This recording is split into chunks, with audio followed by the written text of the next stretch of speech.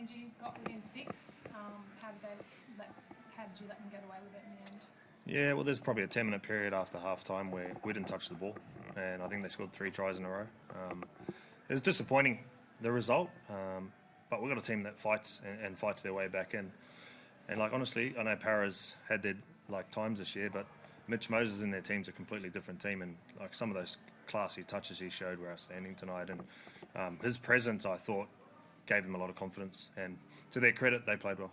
Why do you think you didn't handle that period after second half?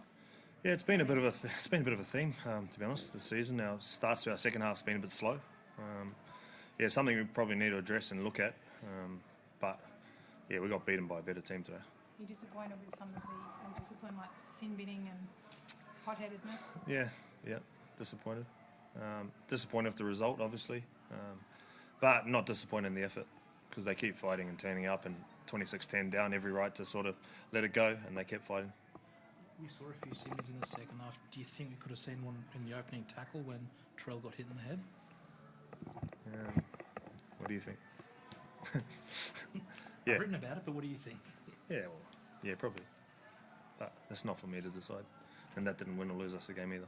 I don't know, but a little bit disappointing as well. I think the try for Luke when he got hit in the head by Mitch, did you think penalty try could have been in the offing? Yeah, I'll have to check what the rule is. I'm not sure exactly, so it's hard to comment.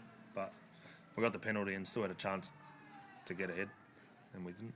How do you think the boys have handled, like, today? It's been obviously the events of the past week. How do you think emotionally they handled it? Yeah, it's been a big week, no doubt, for the whole club, and so to get out there and try and play is the first part, but I don't think that was an excuse for some of the things that happened today.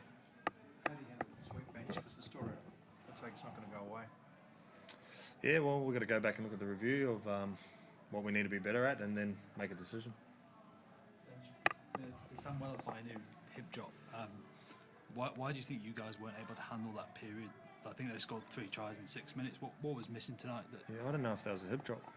Yeah. From what I saw, I didn't think it was, but I agree with what Wayne said. I don't really know what a hip drop is anymore. But still, regardless of the adjudication, why do you think you weren't able to handle that period? Well, to be honest, I don't know. If I knew, I probably would have addressed it earlier. But like I said, we managed to fight our way back. So we'll take something away. It's round 7. We're 3 and 4. We need to get back on the horse next week at Leichhardt. What about Jack Bird's antics tonight? He threw her gear away, missed a tackle, gives away a penalty off the kickoff. What's your view on that? We'll have a look at that in the house tomorrow. But they scored a try. It's not good enough. Happy how important is it you block out this Lockie Galvin drama moving forward? And I take it Richard, it's a legitimate question. I just want to know, like I said, it's been a big storyline. Benji said itself, it's been a tough week. How is it you don't let it affect the boys this week going into next Sunday? Get together. We're here to play footy. We just got to focus on that. Will the playing group allow Lockie back in this week, Benji? They've never let him out. I believe Appy and Jerome said they didn't speak to him throughout the week. I saw them at training pretty well with them. Mixed in, so I don't think that was a drama.